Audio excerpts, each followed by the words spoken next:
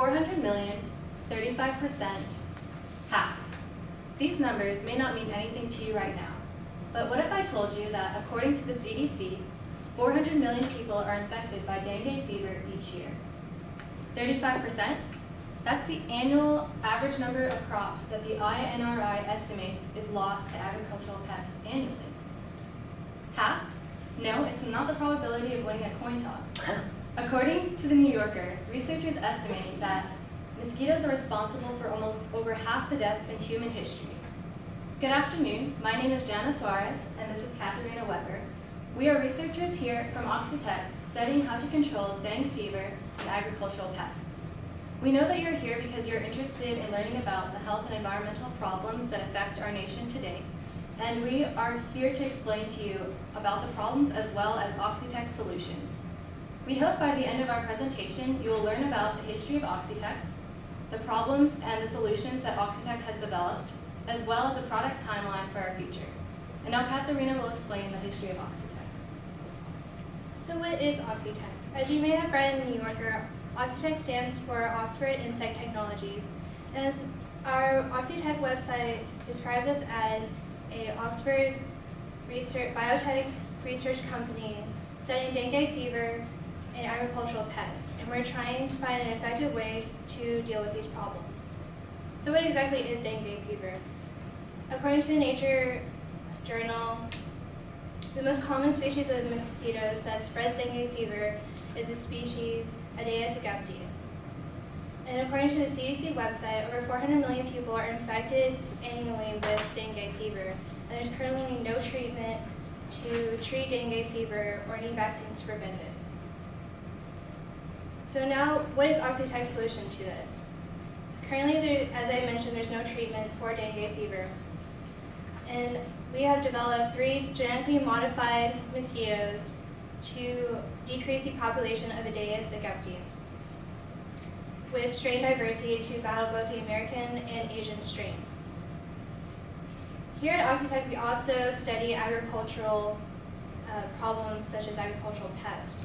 So laid out on Oxitec's website, we have about 20 to 40% of food production is lost every year due to agricultural pests and food storage. And in turn, about $8 billion is spent on pesticides every single year. And since there's an increase in human population, there's more demand for food and a need to deal with these agricultural pests.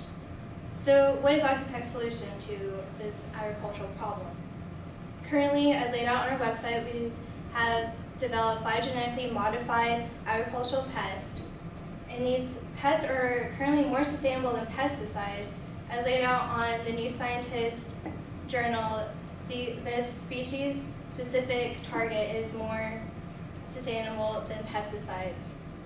And these pesticides are supposed to decrease the population of these common food, such as lettuce, spinach, and tomatoes. Now Jan will be talking about our product effectiveness and how it works. Okay, so you might be wondering about what our research process is. According to our interview with the New Yorker, we grow our insects in environmentally controlled laboratory settings, and these are the mosquitoes and the agricultural pests that are then genetically modified using the RIDL research technique as laid out on Oxitec's website.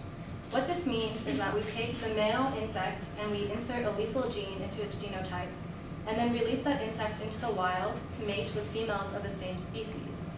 According to the New Scientist, this means that a lethal gene will cause offspring death once these females and males mate, and that causes death in the larval stage before the insect reaches adulthood, and eventually the population declines to 0.